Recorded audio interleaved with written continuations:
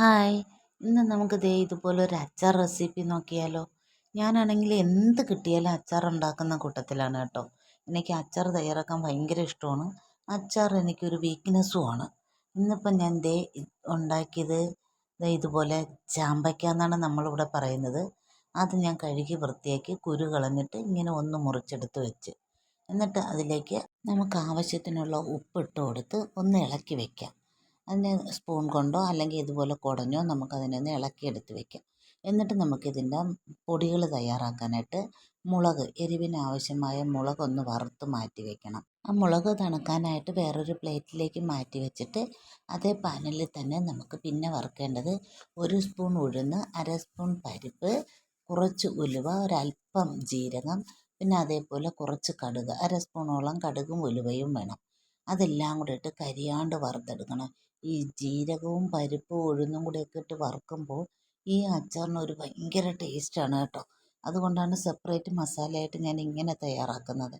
ഇത് നന്നായിട്ട് മൂത്ത് വരുമ്പോൾ, കടുക് പൊട്ടി വരുമ്പോൾ നമുക്കറിയാം, അത് മൂത്ത് വരുമ്പോൾ അത് മാറ്റി വെച്ചിട്ട് തണുക്കുന്ന സമയത്തേക്ക് മുളക് തണുത്തിട്ടുണ്ട്. ആ മുളക് നമുക്ക് പൊടിച്ചെടുക്കാം.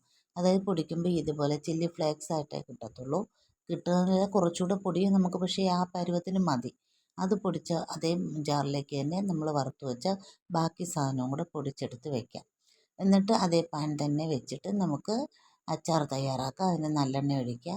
നല്ലെണ്ണ ചൂടാകുമ്പോൾ കടുക് ഇട്ടിട്ട് പൊട്ടിക്കഴിയുമ്പോൾ അല്പം ഇഞ്ചി ചതച്ചതും വെളുത്തുള്ളി ചതച്ചതും ചേർത്ത് അല്പം കറിവേപ്പിലയും കൂടെ ചേർത്ത് നന്നായിട്ട് മൂപ്പിക്കുക. അത് മൂത്ത് കഴിഞ്ഞതിന് ശേഷം നമ്മൾ ഫ്ലെയിം അങ്ങ് ഓഫാക്കണം. ഫ്ലെയിം ഓഫാക്കിയിട്ട് ആ എണ്ണ തിളച്ച ചൂടിലേക്കാണ് നമ്മൾ പൊടിച്ച പൊടി ചേർത്ത് കൊടുക്കേണ്ടത്. അത് ചേർത്ത് ഒന്ന് നന്നായിട്ട് ഇളക്കിയിട്ട് അതിലേക്ക് ഇതിൻ്റെ ആവശ്യമായ കായപ്പൊടിയും കൂടെ ചേർക്കണം. ആ ചൂടുള്ള എണ്ണയിലേക്ക് തന്നെ, ഇപ്പോഴൊന്നും ഫ്ലെയിം ഓൺ ആക്കണ്ട, ആ ചൂടെണ്ണയിൽ തന്നെ കായപ്പൊടിയും കൂടെ ഒന്ന് ചൂടാക്കിയിട്ട് പിന്നെ അതിലേക്ക് മഞ്ഞൾപ്പൊടി ഇടണം. പിന്നെ നമ്മൾ ആദ്യം പൊടിച്ചു വെച്ച മുളക് പൊടി, അതിൽ നിന്ന് എരിവിന് ആവശ്യമായ മുളക് പൊടി ചേർത്ത് കൊടുക്കുക.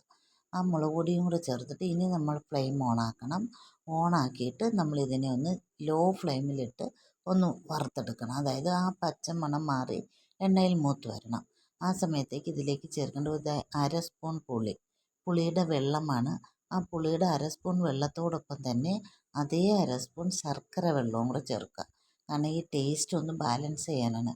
ശർക്കര വെള്ളമായി ചേർത്തില്ലെങ്കിൽ ചുരണ്ടി അല്പം ചേർത്ത് കൊടുത്താലും മതി.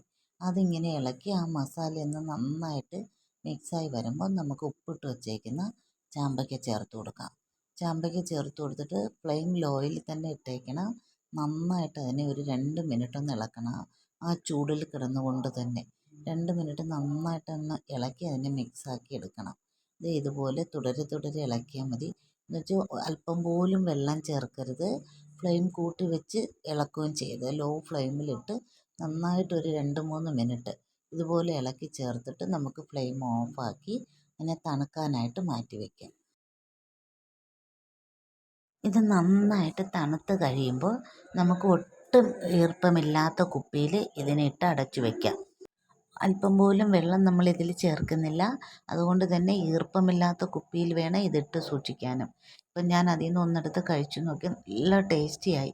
ഇനി സത്യത്തിൽ കുറച്ച് കൂടുതൽ ടേസ്റ്റി ആണെങ്കിൽ ഇത് 1 ദിവസം ഇരിക്കണം. ഇരുന്ന് കഴിയുമ്പോൾ, കാരണം നമ്മൾ ഇൻസ്റ്റൻ്റായിട്ട് തയ്യാറാക്കിയതാണ്, ഉപ്പിട്ട് നേരത്തെ വെച്ചിരുന്നതൊന്നും അല്ലല്ലോ. അപ്പോൾ തന്നെ ഉപ്പിട്ട് അപ്പോൾ തന്നെ ചെയ്യുന്നതായതുകൊണ്ട് 1 ദിവസം ഇരുന്ന് കഴിയുമ്പോൾ ഇത് നല്ല സെറ്റായി കിട്ടും.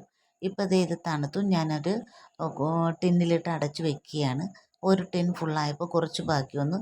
അത് ഞാൻ വേറൊരു കൊച്ചു ടിന്നിലേക്ക് മാറ്റി വെച്ച്, അത് എപ്പോഴും എടുക്കാൻ സൗകര്യത്തിനായിട്ട് അതങ്ങ് മാറ്റി വെച്ച്. ഇനി നാളെ ആകുമ്പോൾ 1 ദിവസം ഇതിരുന്ന് കഴിയുമ്പോൾ നല്ല ടേസ്റ്റിയായി അച്ചാറായി മാറും.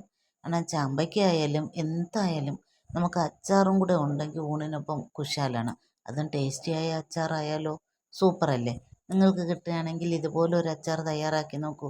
എങ്ങനെയുണ്ട് ഈ അച്ചാർ? നിങ്ങൾക്ക് ഇഷ്ടമായെങ്കിൽ ലൈക്ക് ചെയ്യാൻ മറക്കല്ലേ. സബ്സ്ക്രൈബ് ചെയ്യാത്തവർ ഒന്ന് ചെയ്യണേ.